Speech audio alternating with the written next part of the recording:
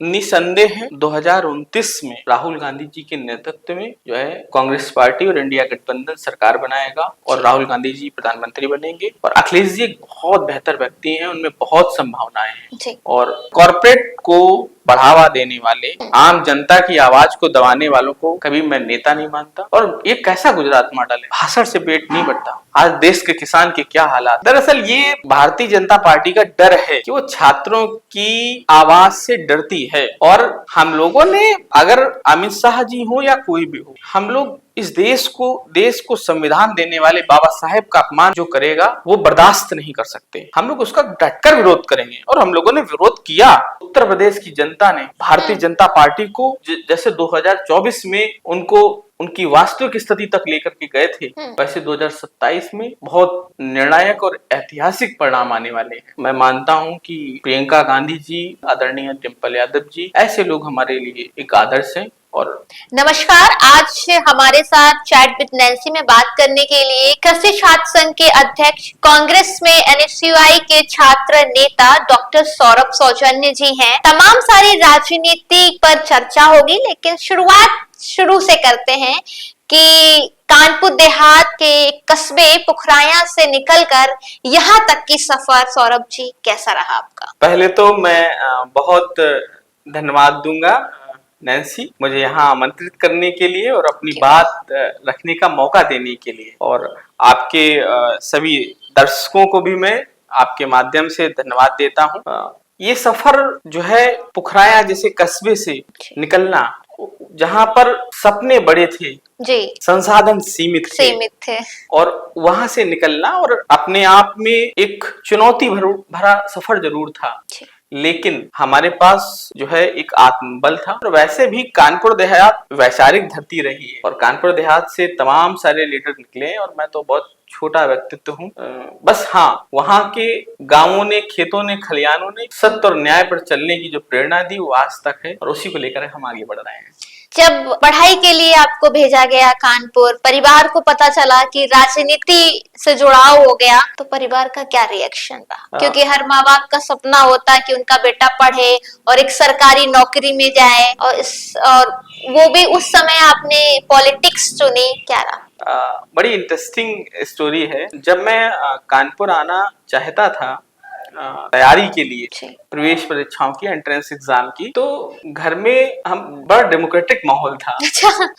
तो कुछ लोग पच्चे में थे, लेकिन हमारी जो माँ थी वो बिल्कुल एकदम स्ट्रांगली हमारे पक्ष में थी उसी समय। और वो डिसीजन लिया, जैसे आम लड़के आते हैं, तमाम कस्बों के, गांवों के, शहरों की तरफ रुख करते हैं और फिर एक 10 बाई 10 के कमरे में रहते हैं। बस शुरुआत कुछ वैसी ही थी, लेकिन ये मैं मानता हूँ कि जब आप अच्छी नीयत से कुछ करना चाहते हैं तो प्रवेश परीक्षाओं में भी सफल रहा। इसके बाद परिस्थितियों चूंकि मैंने आपसे पहले ही जिक्र किया कि न्याय और सत्य के साथ रहना ये हमारे ब्लड में था। तो हम लोगों ने जब कहीं ऐसा महसूस किया कि विश्वविद्यालयों में कहीं पर असमानता हो रही है, कहीं अन्याय हो रहा है, तो हम लोग उसके खिलाफ खड़े हो गए। और राजनीति में आना हमारा कोई लक्ष्य नहीं था। हम लोग तो यहाँ पर पढ़ लिख के तैयारी करने आए थे, हम लोग कुछ और सोच करके आए थे, लेकिन क्योंकि परिस्थितियां ऐसी थी, कुछ घटनाएं ऐसी हुई कि हम लोग मुड़ गए। अच्छा सौरभ जी, कृषि छात्र संघ की आप राजनीति करते थे,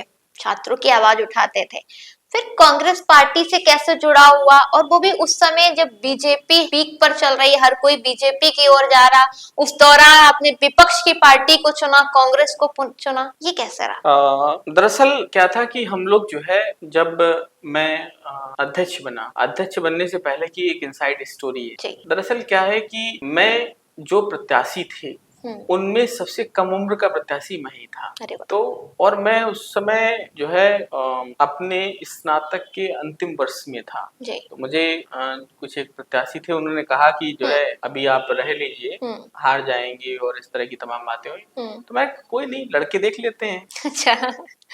जो भी होगा देखा जाएगा। और चूंकि हम लोग नेता की तरह कभी नहीं रहे, विश्वविद्यालय हमारा परिवार रहा। चंद्रशेखर आजाद कृषि प्रौद्योगिकी विश्वविद्यालय ने जो प्यार और सम्मान मुझे दिया, उसके योगदान को मैं कभी नहीं भूल सकता। और हम लोग लड़े, जीते, और जीतने के बाद हम लोगों ने छात्रों के मुद्दे पर काम किया। और मैं बताना चाहूंगा आपको, कृषि और कृषि छात्रों के मुद्दे हमेशा मुख्य धारा से दूर रहे, उन्हें जगह नहीं मिली जैसे मिलनी चाहिए थी। और हम लोगों ने इसके बाद प्रयास, चाहे वो कृषि प्राविधिक सहायक भर्ती परीक्षा का परिणाम ना देना हो, नियुक्ति ना देना हो, या छात्रवृत्ति की समस्या हो, हम लोगों ने मुखर होकर के आंदोलन किए। हमारी टीम ने, हमारे सारे लोगों ने। उसी दौरान प्रियंका जी प्रभारी के तौर पर उत्तर प्रदेश आई, और ये हम लोगों का सौभाग्य रहा कि उन्होंने एक गैर राजनीतिक पृष्ठभूमि के युवा को, हम जैसे युवाओं को मौका दिया जो राजनीति करने के बारे में सोच पाए। और उसी का असर है, वही संबल है कि आज हम लोग जो है मुद्दों के लिए, राजनीति के लिए, प्रक्रिया की राजनीति कर रहे हैं, मुद्दों की राजनीति कर रहे हैं। मतलब सीधा आपका प्रियंका गांधी जी से जुड़ा हो रहा। जी, मैं बहुत स्पष्ट करना चाहूंगा कि जब मैं कांग्रेस पार्टी में किसी वार्ड अध्यक्ष को नहीं जानता था, कांग्रेस पार्टी में मैं किसी को नहीं जानता था, हम लोग तो छात्रों की बात कर रहे थे, तो हम लोगों को सबसे पहले अगर किसी ने मौका दिया, सम्मान दिया और मार्गदर्शन दिया एक अभिभावक की तरह, तो वो प्रियंका दीदी थी। और वही प्रेरणा थी कि आज हम लोग बड़े मजबूती से लड़ पा रहे हैं। मतलब प्रियंका गांधी जी से आपका जुड़ा हो रहा, और डायरेक्टली मतलब जब लोग जिला अध्यक्ष से बैठ बनाते हैं या पार्षद से बैठ बनाते हैं कि भाई जी हुजूरी करते हैं तो कोई ना कोई पद मिल जाएगा, आज की दौर में जो राजनीति चलती है, मैंने सदैव माना और ये कहा कि पद से बहुत बड़ी चीज कद होती है, और कद आपके काम करने से बनता है। पद आते हैं, चले जाते हैं। तो हम लोगों ने पद के पीछे हम लोग कभी नहीं भागे, हम लोगों ने हमेशा संघर्ष का रास्ता चुना। तो प्रियंका गांधी जी से मुलाकात और उनका निर्णय कैसा रहा? मतलब क्या मिला आपको, क्या बातचीत हुई? उन्होंने हौसला दिया। हम लोग उस समय आंदोलन कर रहे थे, और ये भी बड़ी दिलचस्प घटना है कि जो परीक्षा परिणाम कई वर्षों से अटका हुआ था, मेरे अनुरोध पर ना सिर्फ प्रियंका जी ने मुझसे बात की, बल्कि हमारे जो है जो कृषि छात्र थे उनसे बात की, उनका दर्द सुना। मुझे आज भी बहुत अच्छी तरह से याद है कि उस जूम मीटिंग में, चूंकि कोरोना काल चल रहा था तो फिजिकली मीटिंग करना संभव नहीं था, तो हम लोगों ने जूम पर मीटिंग रखी हुई थी। प्रियंका जी उसमें शामिल हुई, और उस समय एक हमारा छात्र था जो योग्य होने के बावजूद, जो एक प्रतिष्ठित विश्वविद्यालय से शिक्षा हासिल करने के बावजूद बहुत ऐसे कार्य कर रहा था जिसको रोजगार नहीं मिल रहा था, योग्यता के बावजूद रोजगार नहीं मिल रहा था। तो उसकी दयनीय स्थिति देखकर प्रियंका जी भावुक हो गई थी। वो संवेदनशीलता, मैंने ऐसी संवेदनशीलता और ऐसा जुड़ाव, लोगों से जुड़ने का तरीका किसी और का नहीं देखा। तो मुझे प्रियंका जी नेता से अधिक अभिभावक लगी, और आज भी अभिभावक। वही से जुड़ाव हो गया कि अब कांग्रेस की राजनीति ही करनी है। हाँ, बिल्कुल बिल्कुल। सौरभ जी, कहा जाता है कि जो कांग्रेस के अंदर एग्रीकल्चर डिपार्टमेंट बना, उसके सूत्रधार भी आप ही थे, कैसे रहा? दरअसल मैंने अभी जिक्र किया था कि कृषि छात्रों के मुद्दे हमेशा हाशिए पर रहे, और इसी चीज को लेकर के ये प्रस्ताव हम लोगों ने पार्टी के अंदर रखा, और कांग्रेस पार्टी ने एनएसयूआई में एक एग्रीकल्चर डिपार्टमेंट की स्थापना की, जिसने न सिर्फ एग्रीकल्चर के स्टूडेंट्स के लिए काम किया, एक प्लेटफॉर्म बनाया ताकि एग्रीकल्चर स्टूडेंट्स के जो मुद्दे हैं, क्योंकि कृषि व्यवस्था हमारी अर्थव्यवस्था की रीढ़ है।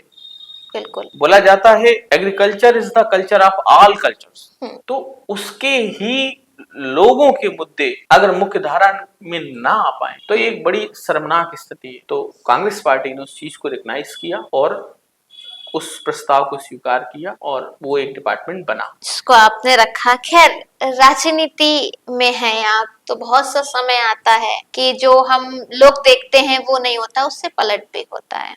तो सबसे कठिन समय राजनीतिक जीवन में आपके कब रहा? हाँ, समय था, ऐसा समय भी आया, एफआईआर हुई, नोटिसें आई, विश्वविद्यालय से निष्कासन हुए, और बड़ा कठिन दौर था। और मुझे नहीं भूलते हैं वो लोग जिन्होंने मेरा साथ दिया, और अंततः उस दौरान भी हमारी नेता प्रियंका गांधी जी, हमारे प्रदेश अध्यक्ष आदरणीय श्री अजय राय जी, और कांग्रेस पार्टी के हमारे कानपुर नगर के और हमारे आसपास के प्रदेश कमेटी के अन्य सभी लोगों जो मुझे सहयोग किया, जो मार्गदर्शन किया, वो मैं कभी जीवन में नहीं भूलने वाला। आप एक तेज तर्राक आक्रामक बोलते हैं, एकदम स्पष्ट, कुछ भी हो। मैं और आक्रामक नहीं बोलता। एक सेकेंड, आप सीएसए के अंदर अमित शाह जी का पुतला जला देते हैं, योगी जी जब आते हैं तो आपको मतलब बीजेपी की कोई भी मुख्यमंत्री या कोई बड़े नेता है तो सौरभ सौजन्य को नजरबंद पहले कर दिया जाता है, उनके हॉस्टल के बाहर 4 कांस्टेबल बैठा दिए जाते हैं, ऐसा क्यों? दरअसल ये भारतीय जनता पार्टी का डर है कि वो छात्रों की आवाज से डरती है। और हम लोगों ने, अगर अमित शाह जी हो या कोई भी हो, हम लोग इस देश को संविधान देने वाले बाबा साहेब का अपमान जो करेगा वो बर्दाश्त नहीं कर सकते। हम लोग उसका डटकर विरोध करेंगे और हम लोगों ने विरोध किया।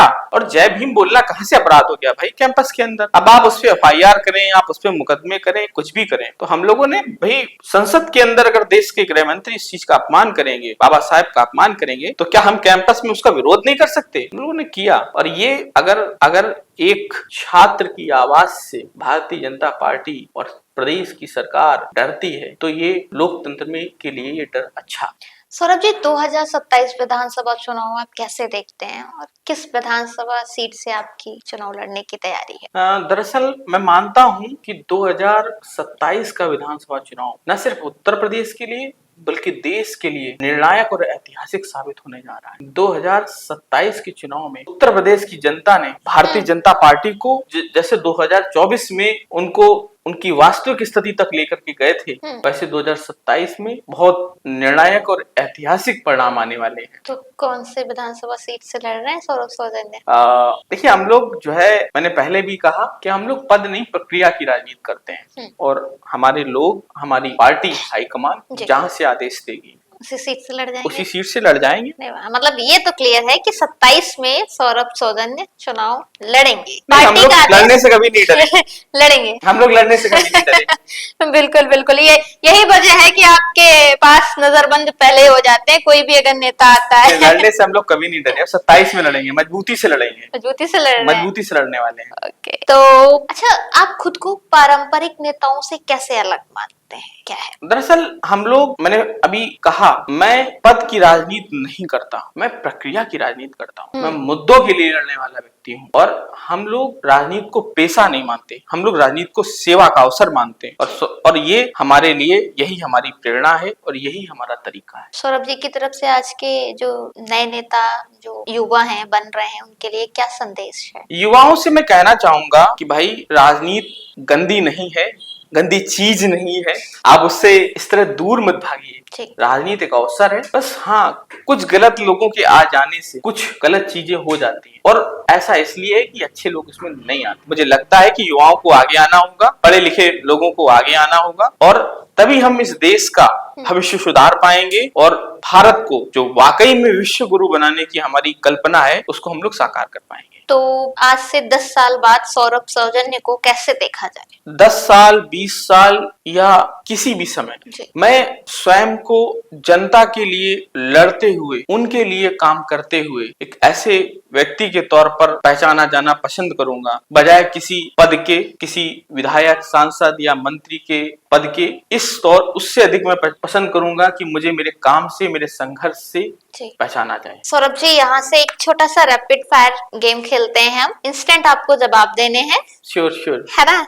अखिलेश यादव और राहुल गांधी में किसे आप बेहतर नेता मानते हैं? निसंदेह 2029 में राहुल गांधी जी के नेतृत्व में जो है कांग्रेस पार्टी और इंडिया गठबंधन सरकार बनाएगा और राहुल गांधी जी प्रधानमंत्री बनेंगे। और अखिलेश जी एक बहुत बेहतर व्यक्ति हैं, उनमें बहुत संभावनाएं हैं और मैं मानता हूं कि जो है इस देश के लिए, उस प्रदेश के लिए वो बहुत आवश्यक है। मतलब प्रधानमंत्री राहुल जी बनेंगे। डिंपल यादव आपको कैसी लगती है? बहुत आदर्श, नारीवाद का अगर सजीव चेहरा है तो मैं मानता हूं कि प्रियंका गांधी जी, आदरणीय डिंपल यादव जी, ऐसे लोग हमारे लिए एक आदर्श हैं। और मैं मानता हूं कि राजनीति में महिलाओं की भागीदारी होनी चाहिए और आज की जो महिलाएं हैं उनको प्रेरणा लेनी चाहिए और आगे आना चाहिए। योगी आदित्यनाथ, प्रधानमंत्री नरेंद्र मोदी, दोनों लोगों में से कौन बेहतर है? आप ये कह सकते हैं, इनमें से तानाशाह बेहतर कौन है?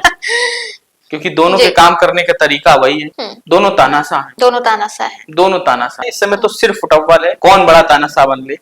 अच्छा। कौन कितना जनता की आवाज का दमन कर ले, तो इसमें यही कंपटीशन चल रहा है। अमित शाह कैसा नेता है? अमित शाह नेता कहाँ है? चाणक्य बोला जाता है उनको तो। नहीं, सब फर्जी चाणक्य हैं भाई। फर्जी चाणक्य। गुजरात मॉडल फर्जी है?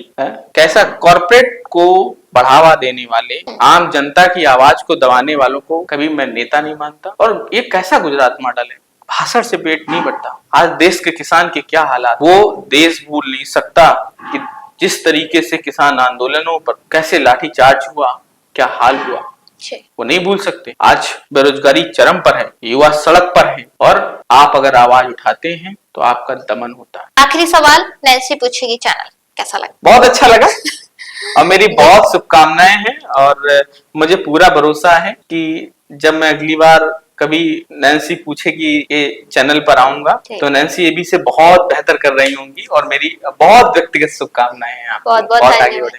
बहुत बहुत धन्यवाद। धन्यवाद। तो हमारे साथ बात करने के लिए सौरभ सौजन्य थे, कृषि छात्र संघ के अध्यक्ष, एनएसयूआई के नेता कांग्रेस के। और सबसे बड़ी चीज, अगर कोई भी बीजेपी के नेता आते हैं, मुख्यमंत्री आते हैं या कोई बड़े नेता आते हैं, तो सबसे पहले सौरभ जी को कानपुर में नजरबंद किया जाता है। नजरबंद के नाम से भी हम जानते हैं कि इनके रूम के बाहर कांस्टेबल आपको जरूर देखने को मिलेंगे। फिलहाल हमने तमाम सारी सौरभ जी से बात की। बहुत समय देने के लिए बहुत बहुत धन्यवाद। फिर जल्द हाजिर होंगे एक नए मेहमान के साथ चैट विद नैन्सी में। तब तक के लिए आप चैनल पर नए हैं तो लाइक शेयर और सब्सक्राइब जरूर कीजिए।